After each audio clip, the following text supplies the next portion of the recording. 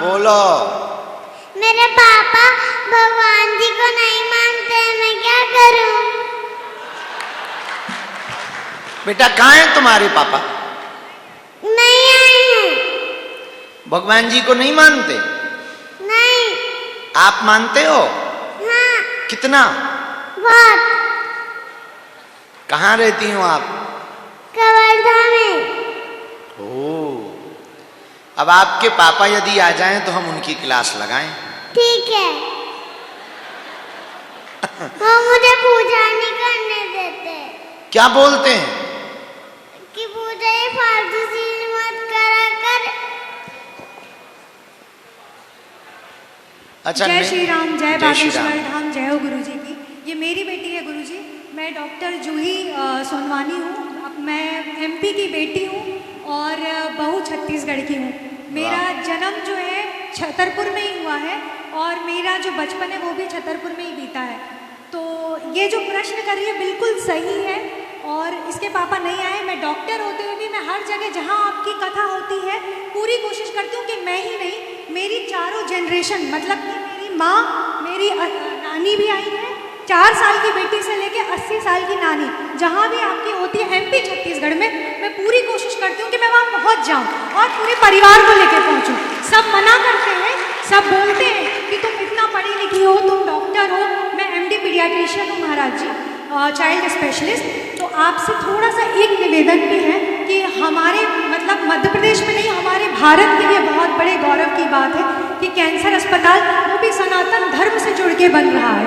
तो उस अस्पताल में आर्थिक सहयोग तो हम सब देंगे ही, साथ में मैं अपनी सेवा तन से मुफ्त में देना चाहूँगी आपकी आज्ञा से, बागेश्वर धाम की आज्ञा से, क्योंकि छतरपुर जो मेरी जन्म स्थली है उसके लिए यदि मैं थोड़ा बहुत भी कुछ कर सकूँ तो मैं वो करूँगी। बहुत अच्छा। तो आपका वो छतरपुर में कहाँ घर था?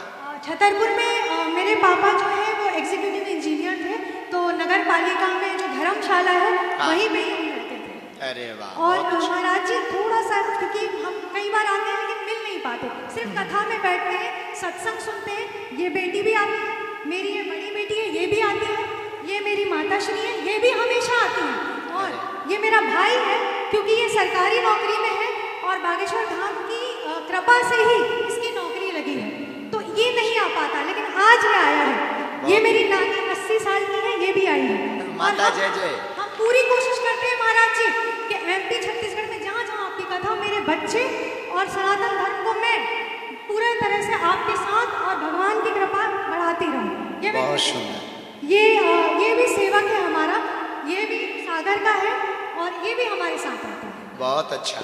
चलो जय जय हो। सुनो बहन, छत्तीसगढ़ सुनो बहन, डॉक्टर पद पर रहकर के सनातन संस्कृति का संवर्धन करना, पद की प्रतिष्ठा के प्रभाव और पढ़ने से बाह्य जगत की रोटियों की इज्जत की व्यवस्था बहुत अच्छी हो सकती, लेकिन अंतर मन की प्रसन्नता तो परमात्मा की भक्ति से ही हो सकती। बंगला, गाड़ी, मकान, पत्नी, पति, परिवार, ये तो प्रसन्नता रखते ही हैं, लेकिन यदि वास्तविक प्रसन्नता कही जाए वो भगवान की भक्ति में ही मिलती है। तो आपने जिस पद पर रहकर के सनातन संस्कृति के कार्य को प्रारंभ किया, प्रत्येक व्यक्ति का ये दायित्व है सनातनीय संस्कृति का आचार विचार व्यवहार अपने जीवन में उतारने का। दूसरी बात, ऐसी कोई सीमा या ऐसी कोई मर्यादा नहीं है कि पढ़े लिखे लोग भक्ति ना करें, बल्कि हमें लगता है कि जो पढ़ लिख लें उन्हें ज्यादा भक्ति करनी चाहिए। परंतु ज्ञान की खुजली बड़ी खराब होती है। जैसे थोड़ा भी ज्ञान हो जाता तो वो विचित्र तरीके से व्यवहार करने लगता। और ज्ञानियों को समझाना सरल है, अज्ञानी को समझाना सरल है, लेकिन जो ज्ञानी है नहीं, अज्ञानी अपने आप को मानता नहीं, उसे समझाना बड़ा कठिन है। और जिसे वास्तविक ज्ञान हो जाए वो निश्चित रूप से भक्त हो जाता है। तो आपने जो कार्य किया, हम अभी नानी को मिलेंगे, बिटिया को भी मिलेंगे।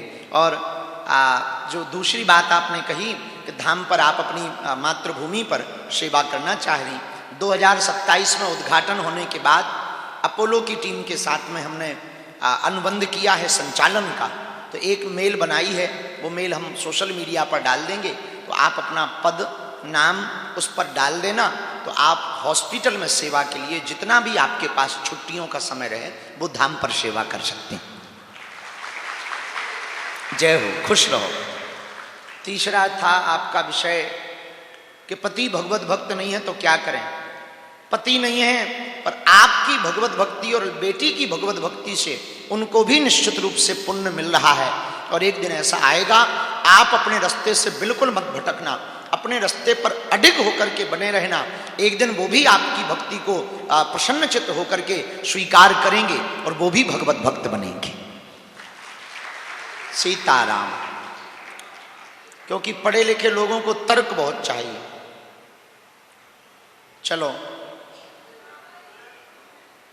मैं, मेरे परिवार, मेरे पुत्र पुत्री और पति और सभी लोग सीताराम जी की शरणागति और भक्ति कैसे प्राप्त करें दिन रात, बस यही एक आकांक्षा थी।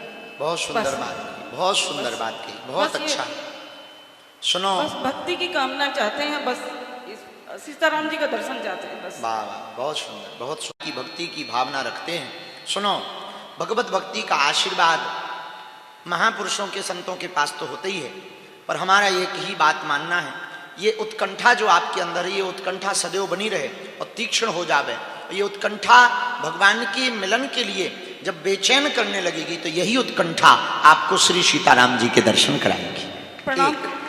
जो भी महापुरुष या संत मिले आपको, वो कैसे हैं, उनके गुण अवगुण उनको पास रहने देना।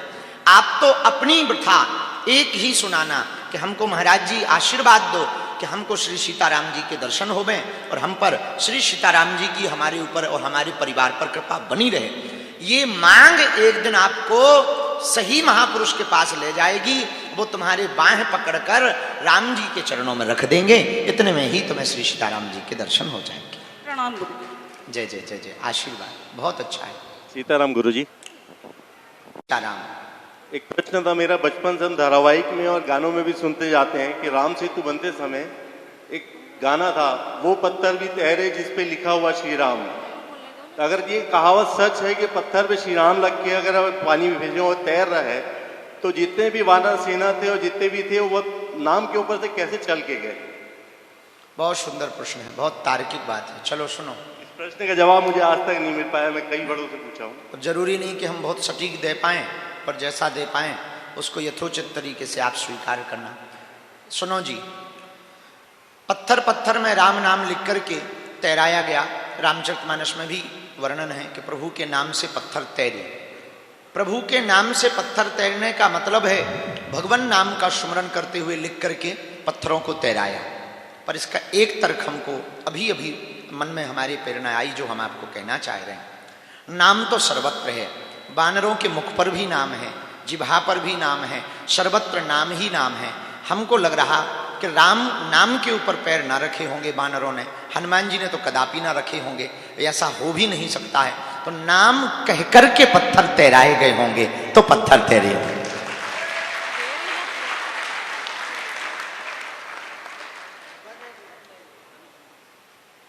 सुनने समझ आ गई बात?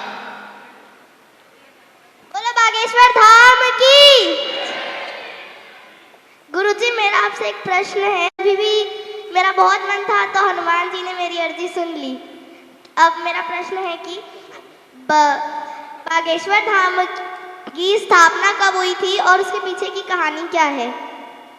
पहले तुम एक शायरी सुनाओ, बहुत नकल करती हो हमारी। ना नाप के देते हैं, ना तौल के देते हैं, ना नाप के देते हैं, ना तौल के देते हैं। मेरे बागेश्वर वाले बाबा छप्पर फाड़ के देते हैं।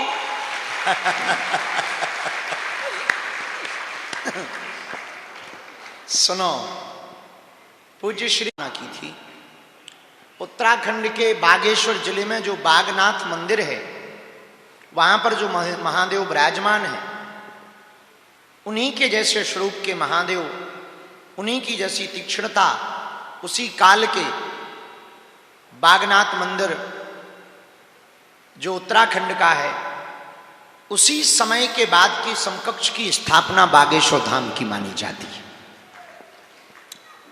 लोग तो कहते हैं, हमने जो दादा गुरुजी से सुना कि सन्यासी बाबा ने अपने गुरुजी के द्वारा करवाया था, उनके गुरुजी ने वहां छोड़ा था। बहुत, अब लगभग हमारी दरबार की पीढ़ी हो गई 3, राम 2 3, 6वीं 7वीं पीढ़ी पुरानी बात है। 7 पीढ़ी हो गई है, उसके पुराने की बात है ये। अब 7 पीढ़ी में यदि 70-80 साल ही, 8 पंचे 40, 300-400 साल पुरानी बात हो गई है, तब की स्थापना है ये बागेश्वर धाम मंदिर की। 322-23 साल तो सन्यासी बाबा को हो गए, 23 साल, 323 साल हो गए हैं सन्यासी बाबा को जीवंत समाधि लिए हुए। तो गड़ा गांव पहले गढ़ था, 7 गांव के राजाओं का एक मुखिया वहां बैठता था, इसलिए उसको गढ़ कहते थे। अब भ्रंश होकर बाद में उसका नाम गड़ा हो गया। गढ़ था, वहां के जो गौड़ राजा थे, वहां के गौड़ राजा के कुल पुरोहित श्री सन्यासी बाबा थे, शुक्ल वंशीय सरयू पारी ब्राह्मण। गोरखपुर के पास मामखोर नामक गांव से चलकर गढ़ में आए थे, गड़ा में, जहां आज वर्तमान में गड़ा कहा जाता, वहां चलकर आए थे। उस राजा ने, जो गौड़ राजा था, उसने तलवार से, तलवार की धार देखने के लिए गाय को काट दिया था। उससे रुष्ट होकर के सन्यासी बाबा ने प्रण लिया था कि जब तक इस राजा का विनाश नहीं हो जाएगा तब तक हम अन्न जल ग्रहण नहीं करेंगे और तप करेंगे हनुमान जी का। उसके बाद में पूरा राजा का राज्य साम्राज्य सब बर्बाद हो गया। राजा ने खूब क्षमा भी मांगी, इन्होंने क्षमा नहीं किया, इनका भक्ति में मन लग गया, इन्होंने 1.25 करोड़ हनुमान चालीसा के पाठ किए। 84 वर्ष लगे 1.25 करोड़ हनुमान चालीसा के पाठ करने में, 84 साल, 120-21 साल तक शरीर रहा। इसके बाद हनुमान जी का जब साक्षात्कार हुआ तो हनुमान जी ने कहा, मांगो पंडित जी। बोले अब हमें कुछ नहीं चाहिए, आशीर्वाद दो। तो हनुमान जी ने कहा, आज से हम इसी पेड़ के नीचे बैठे हैं, कालांतर में कलयुग में हनुमान जी के 3 रूप बालाजी के रूप में पूजे जाएंगे, सालासर बालाजी, मेहंदीपुर बालाजी और बागेश्वर बालाजी। और तीनों रूप विविध प्रकार के हैं। सालासर के हनुमान जी जवान हनुमान हैं, उनके मूछे हैं। मेहंदीपुर के बालाजी बूढ़े हनुमान हैं, उनकी दाढ़ी है। बागेश्वर के हनुमान जी बाल हनुमान हैं, छोटे रूप में। तीनों बालाजी में 3 रूप हैं और तीनों जगह एक एक संत की महिमा है। सालासर में जो बालाजी प्रकट भये हैं वो मोहनदास बाबा के कारण प्रकट हुए हैं, उनकी समाधि वहां है। मेहंदीपुर में जो बालाजी प्रकट भये हैं वो समाधि वाले बाबा के